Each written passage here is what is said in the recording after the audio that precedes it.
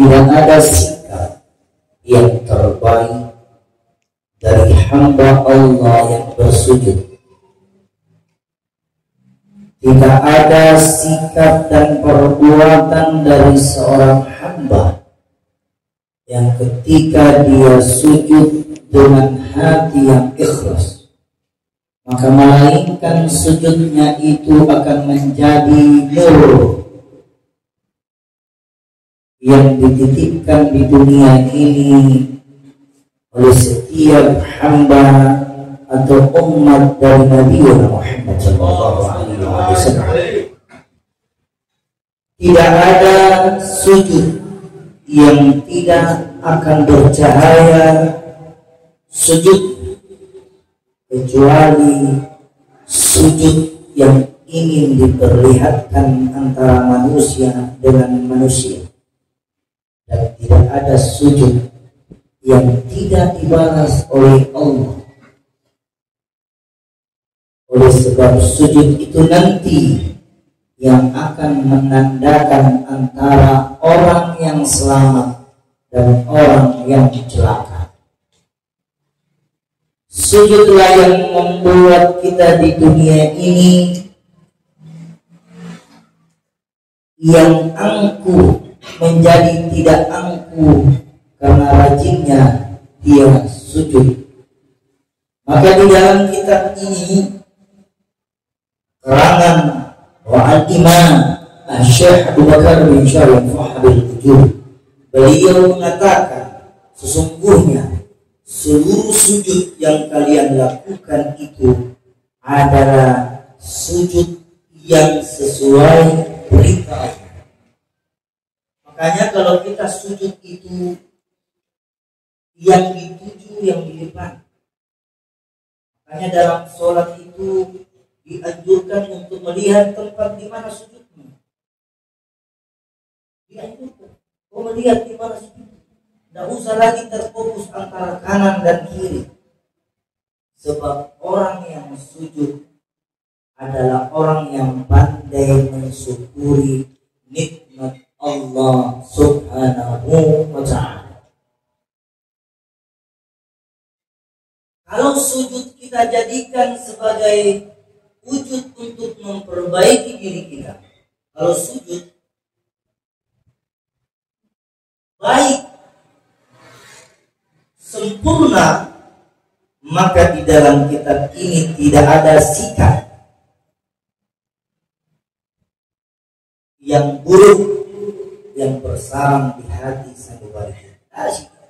Orang yang kalau rajin sholatnya, sujudnya bagus, sholatnya bagus, maka akan terhindar dari segala keburukan.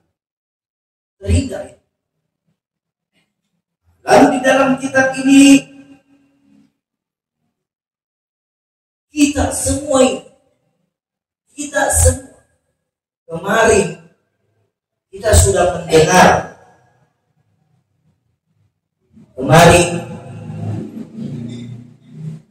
sudah mendengar, berita vonis Sambo dihukum mati. Vonisnya Sambo mati. Apakah vonis manusia itu mampu mematikan orang? Apakah tahu itu Sambo dibunuh atau tidak? Walaupun vonisnya mati, kalian tidak tahu apakah Sambo dihukum mati. Tidak ada yang tahu, karena nyawa itu milik Allah. Tapi semua manusia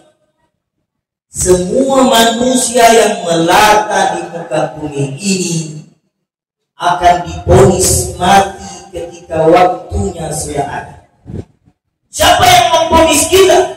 Bukan hakim di dunia, tapi hakim di atas yang akan memvonis kita dari detik ke menit, dari menit ke jam, dari jam naik lagi 1 hari 2 hari.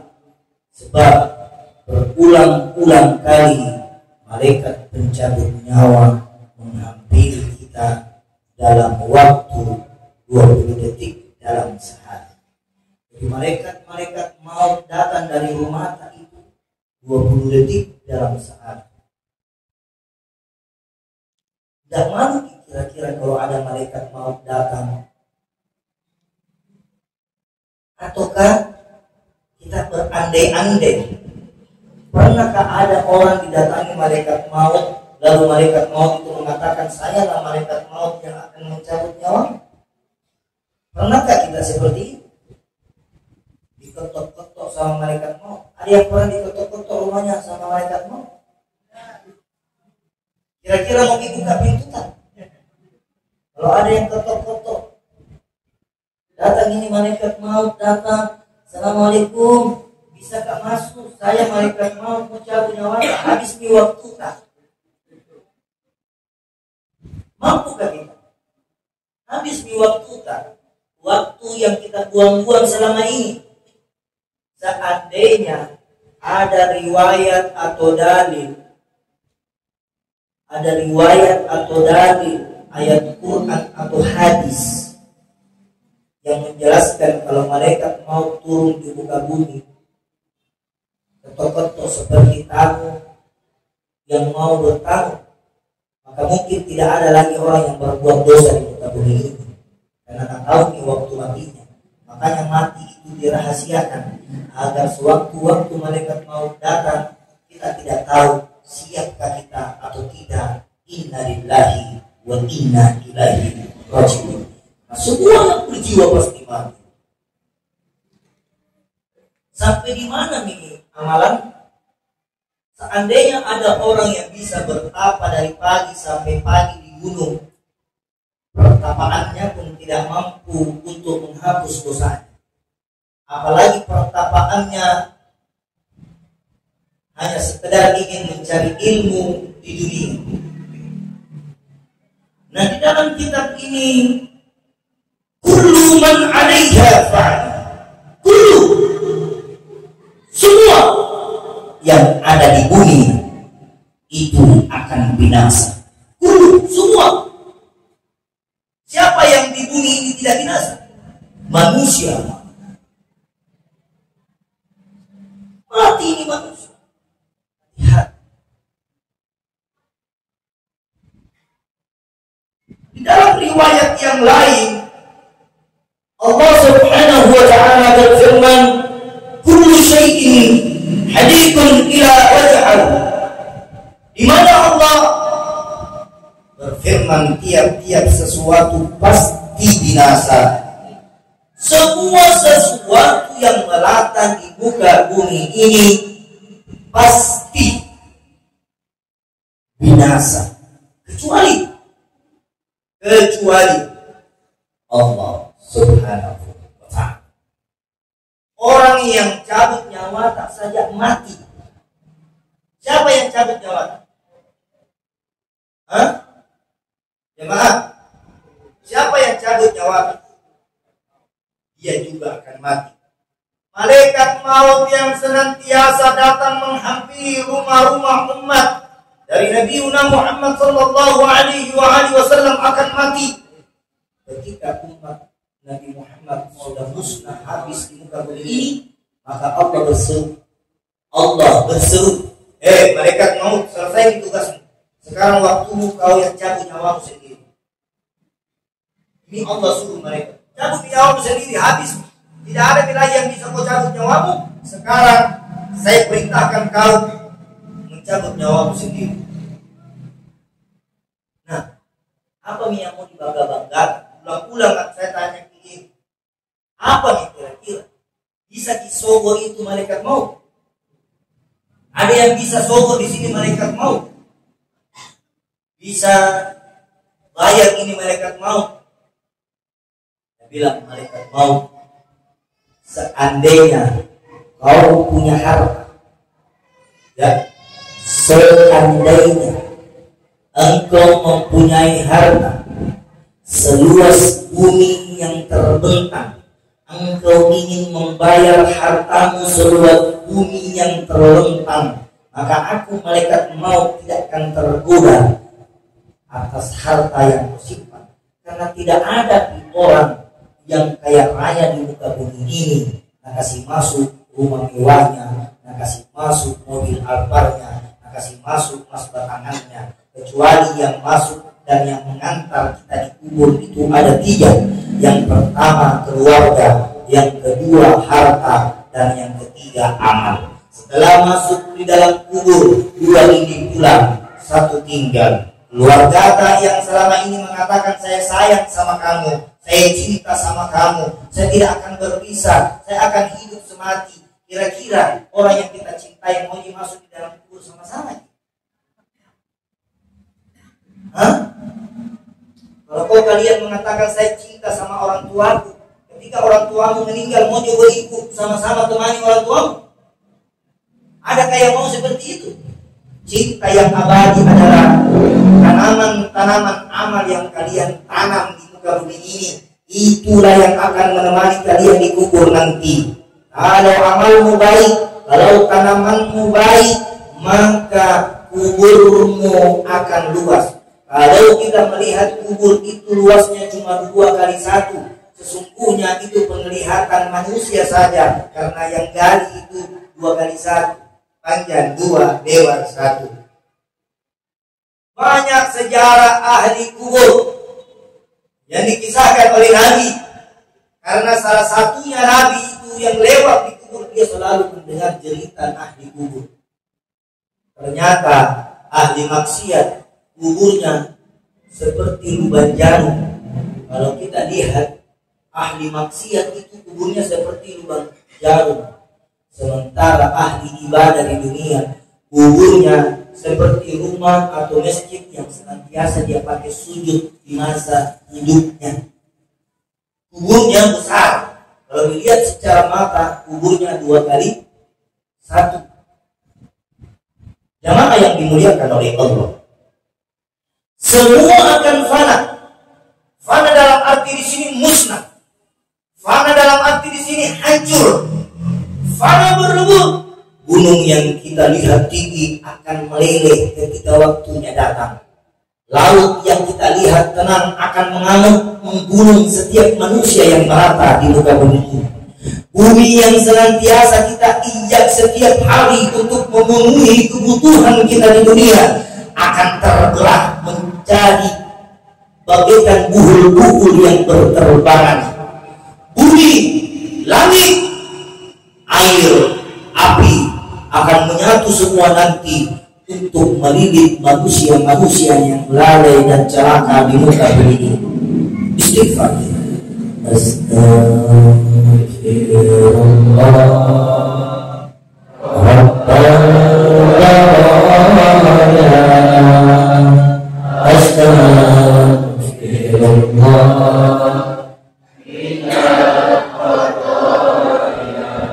Ini modal.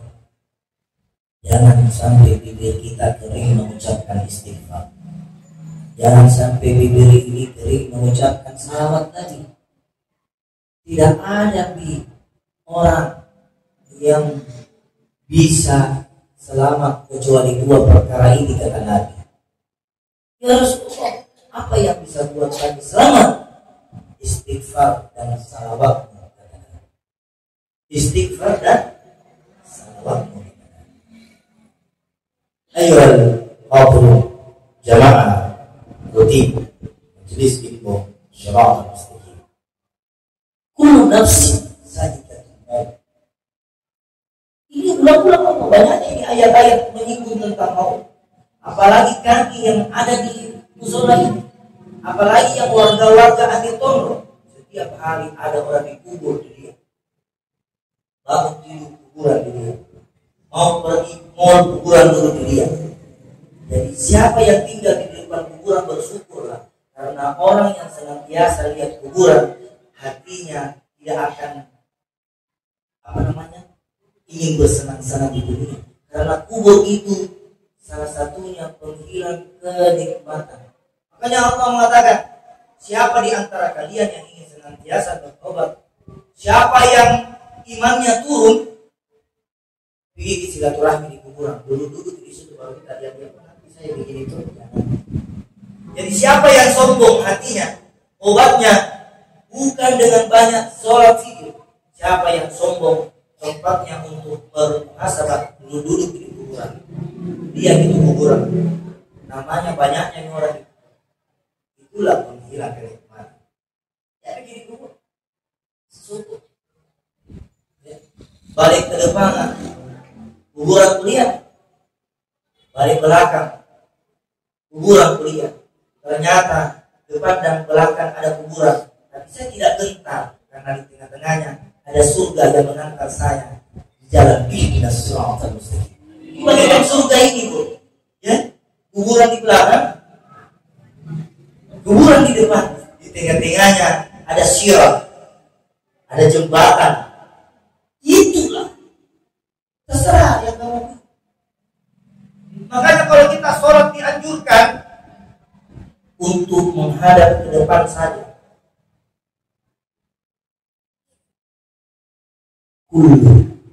Semua yang berjiwa pasti mati.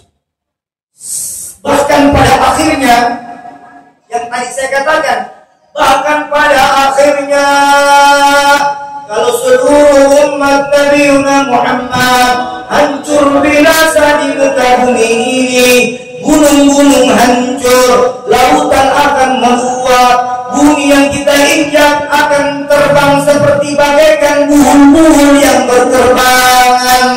Jiwa-jiwa yang kita banggakan, harta yang kita banggakan, wajah cantik atau wajah yang jelek, semua akan binasa. Semua mati. Semua mati. Kecuali Allah. Allah dan Allah. Sampai di mana nih ilmu? Sampai di mana misi kita? Berapa banyak nih sholatnya? Sampai mau sombong-sombongan. Kalau yang mau sombong itu seandainya ada manusia yang mau sombong, Nabi Muhammad yang harus sombong, karena walaupun tidak sholat tetap masuk surga. Nabi Muhammad walaupun tidak sholat tetap masuk surga. Nabi Muhammad walaupun tidak zikir, bengkak-bengkak kakinya zikir, tetap dijamin masuk surga. Kita ini tidak ada jaminan, masih bolong-bolong disembah. Bagaimana kalau polisi jamin kita dari bebas tilang, kira-kira masih pakai helm?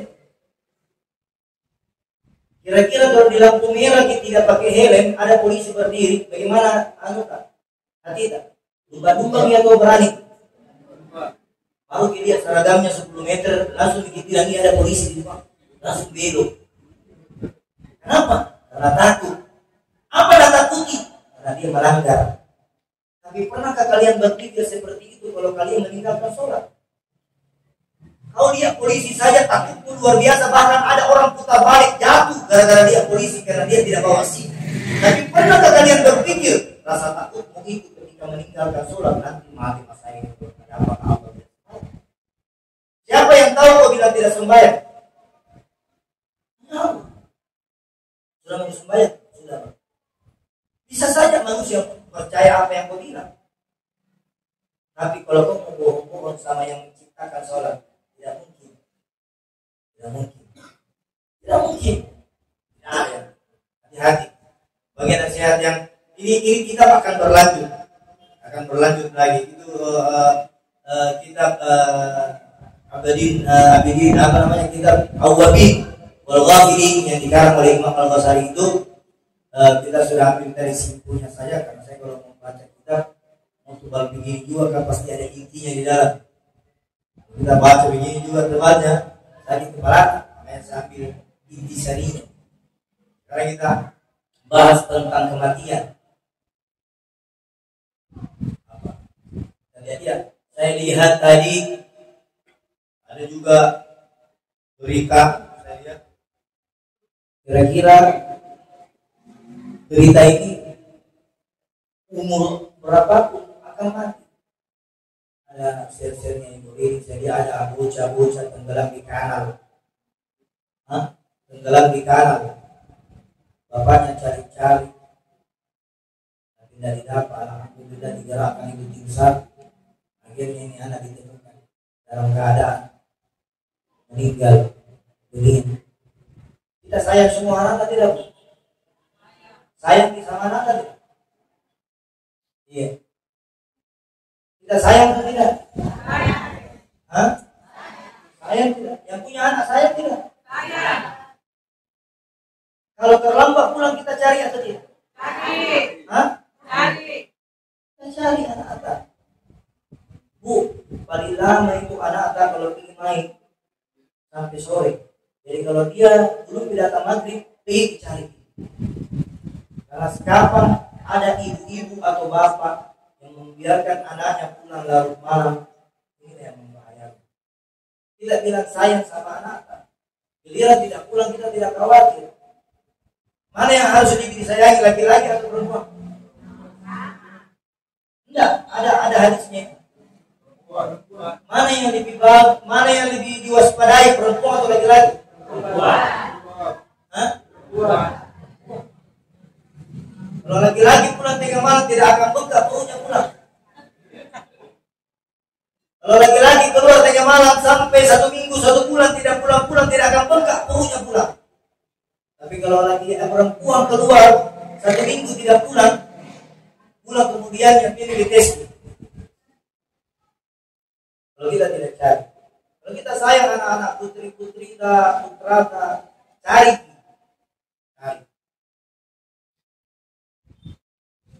Allahu Akbar, Allah Maha Besar, walillahil hamd. Apa yang abadi di muka bumi ini? Apa yang abadi? Pertanyaannya yang abadi adalah amal ibadah. Yang bikin kusuk-kusukan, pulang-pulang nasihati. Pulang-pulang ke nasihati. Siapa yang rugi kalau kita musuh-musuhan? Siapa? Saya atau kita? Kenapa kalau orang pikir rekreasi tidak ada orang berkelahi? Tapi kalau di majelis banyak orang berkelahi. Kenapa di masjid banyak orang berkelahi? Sementara di tempat berenangnya tidak ada orang berkelahi. Karena jawabannya cuma satu. Setan itu lebih banyak di sini daripada di tempat rekreasi. Makanya siapa yang berhasil digoda sama setan, yang rajin zikir jadi tidak rajin zikir karena ada bang gombenya, maka setan berhasil mengandeng orang ini. Ya, alhamdulillah berhasil kak goda itu tadi jamaahnya habis. Rajinnya zikir goda kasih Abu sama si A dengan si B, akhirnya tidak datang di zikir. Nabi bilang setan, alhamdulillah.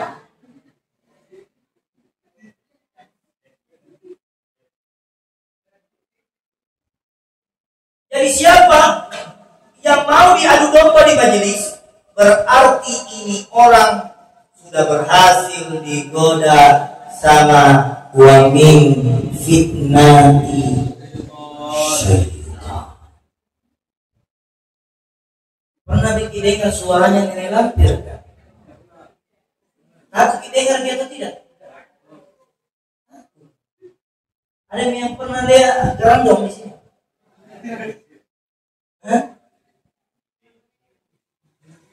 Semua yang kita lihat itu cuma ilusi saja. Makanya hati-hati. Ulang-ulang kak. Kalau saya tidak sampaikan ke begini, saya rugi atau tidak? Tidak. Kalau kita cepiki kanan, cepiki kiri sama bombeta, enak atau tidak? Enak.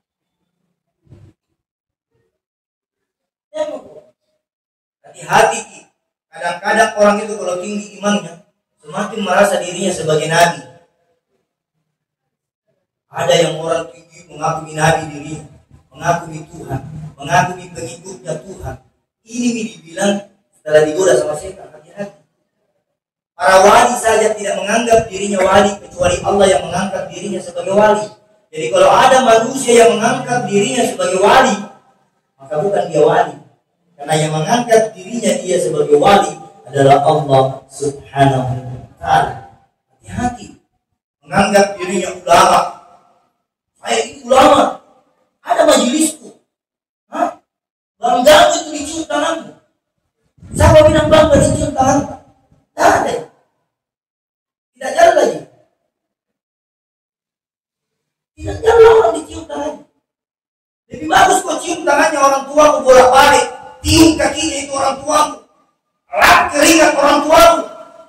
karena orang tua 1000 kali lipat dari doa para wali. Banyak orang takut sama gurunya, tapi tidak takut sama orang. Banyak. Kalau dua-dua ini bagus, insya Allah. Lanjut. Kalau ceramah orang 5 menit, tidak tahu apa mau dibahas. Lanjut lagi atau apa? Wabillahi. Cukuplah. Cukup. Kematian itu sebagai pelajaran. Cukup. Kita bilang cukup ceramahnya atau apa? Kita bilang tadi cukup. Cukuplah kematian itu sebagai pelajaran. Di dalam kitab ini juga kafabil mauti wa aziman. Cukuplah. Cukuplah itu kematian sebagai penghancur kenikmatan. Hancur kenikmatan. Jangan kita mau bangga-bangga. Tidak ada. Bila dosanya orang yang mengajar tidak dibayar. Kita ini dosa tak satu di bawah. Saya yang dulu di mimbar ini 2. Kita bilang enak jadi penasehat. Kita bilang enak itu jadi ulama. Ulama itu dituntut apa yang dia bilang di atas mimbar itu dia harus buat. Kita cuma mendengar. Lihat. Risikonya orang dulu di sini tidak mudah. Risikonya orang dulu di tempat ini tidak mudah. Kalau kita tidak bisa jadi habib, minimal kita menjadi pengikut habib. Tidak bisa jadi ulama, menjadi pengikut ulama. Jangan kita menyulap diri kita menjadi kiai yang tidak pantas jadi kiai.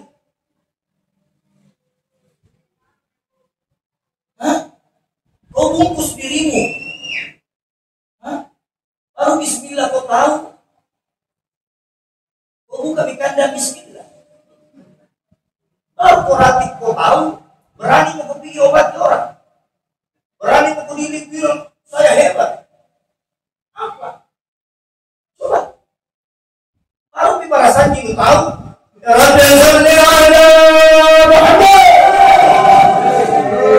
berani bilang dirimu saya ini ustaz. Kau berani bilang saya ini habib. Saya. Apa? Memangnya di dalam buku kau ditanya, kau apa di barasan?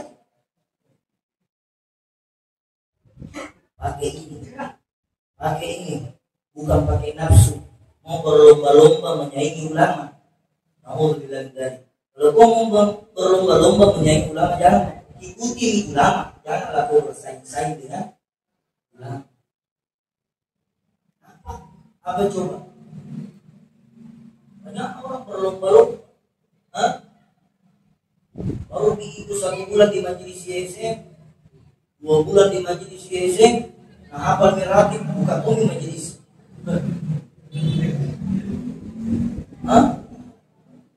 Begitu maksudnya. Kalau kamu baca ratib di rumah, baca berkah. Berkah itu baca ratib. Apa Nabi bilang Nabi? Jangan kau jadikan rumahmu sebagai kuburan. Apa artinya itu? Jangan kau jadikan rumahmu sebagai kuburan. Apa maksudnya itu? Artinya isi rumahmu itu dengan zikir, sholat sunnah. Ya, misalnya ada orang rajin sholat di masjid, terlebih dahulu sebelum dia ke masjid, minimal kata Nabi sholat sunnah dulu di rumahmu 2 rakaat ke masjid, supaya rumahmu tidak menjadi kuburan. Sholat sunnah mau boleh masjid. Masuk lagi di masjid, ada lagi sholat sunnah masjid. Sudah lagi sholat sunnah masjid, ada namanya sholat sunnah sebelum duhur, sesudah duhur. Ada sholat sunnah sebelum ada sholat sunnah sebelum asar, dan tidak ada sholat sunnah sesudah asar. Ada sholat sunnah sesudah maghrib, tapi tidak ada sholat sunnah sebelum maghrib. Bagaimana itu Habib? Kalau saya lihat ada orang biasa di maghrib sembahyang sunnah. Sembahyang sunnah apa itu Habib? Sembahyang tahiyatul masjid, bukan sholat sunnah. Jadi jangan keheran kalau ada orang pada masuk di masjid sholat sunnah. Tidak ada sholat sunnah sebelum maghrib. Tidak ada sholat sunnah sebelum maghrib. Yang ada sholat sunnah sesudah maghrib. Jadi kalau lihat ada orang sholat sunnah sebelum maghrib, bukan sholat sunnah qabliyatan, tapi melainkan sholat sunnah tahiyatul masjid. Makanya jaga sholat sunnah kita. Jangan remehkan yang kecil. Kecil. Besar. Berulang-ulang kayak itu jamaah. Berulang-ulang. Justru ibu-ibu, mungkin dia orang berkurang sikir atau mungkin dia banyak orang bersikir. Jujur bicara. Kalau di sini ada orang pencuri, ada pencuri di sini misalnya. Kita tahu dia mencuri. Apa yang harus kita lakukan?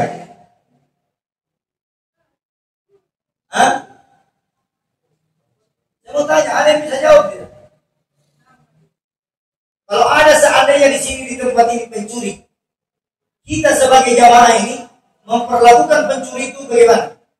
Dihakimi kah, dipukuli kah, atau diserahkan di kantor polisi kah, atau bagaimana? Hati dulu, jangan kasih kompor-kompori.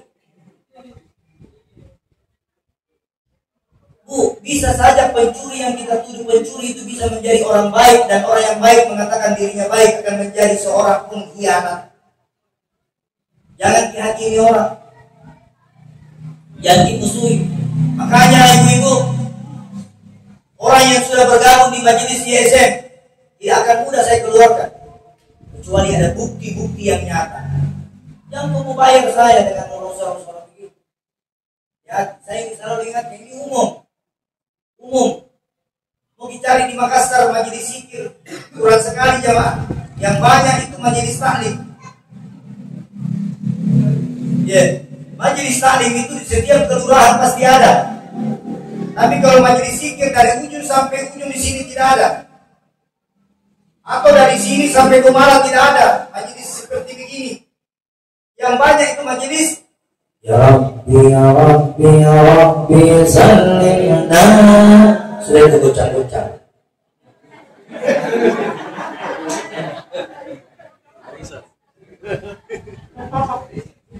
Kalau kita mencari majelis seperti ini, minta maaf kepada majelis tadi. Bukan begitu maksudnya, gocang-gocang itu kalau sudah dibaca juga kawan di alhamdulillah. Gocang ini.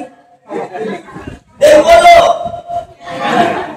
Dan itu tidak ada yang termasuk saya gocang juga kemarin. Termasuk saya juga itu gocang. Makanya itu ibu-ibu alhamdulillah, ibu-ibu itu masya Allah. Beda ibu-ibu Sulawesi Selatan, ibu-ibu Kota Makassar, ibu-ibu BKNT, ibu-ibu majelis taklim, itu lebih rame daripada itu bapak-bapak majelis taklim. Tidak ada. Majelis warkop ada. Ibu-ibu majelis taklim. Makanya berdoa. Kalau majelis begini bu, jauh sekali, banyak lagi majelis. Makanya dikasih mana itu utama, majelis zikir atau majelis ilmu? Mana lebih utama, majelis zikir atau majelis ilmu? Majelis ilmu. Kenapa ini dikatakan majelis ilmu, doa zikir siratal mustaqim? Karena sudah ada di zikirnya, ada di doanya, ada di salawatnya, sudah di zikir, sudah di sholat, sudah di salam, sudah di ceramah. Kalau cuma gendang-gendang sampai habis, itu bukan majelis ilmu namanya, majelis salawat. Makanya kita campur-campur. Ada zikir zikirnya, ada doanya, ada ilmunya, ada ini. Ya. Kalau cuma Rabbi sallimna. Mungkin itu yang saya bisa sampaikan. Semoga segala dosa-dosa kita diampunkan oleh Allah Subhanahu wa taala. Semoga semua yang hadir di malam hari ini diberikan keistiqomahan. Semoga yang senantiasa hadir di majelis ilmu tidak mudah diadu domba dengan antara satu dengan yang lain, tetapi satu komando, berzikir dan berada di jalan ihdinas siratal mustaqim. Wabillahi taufiq wal hidayah. Assalamualaikum warahmatullahi wabarakatuh.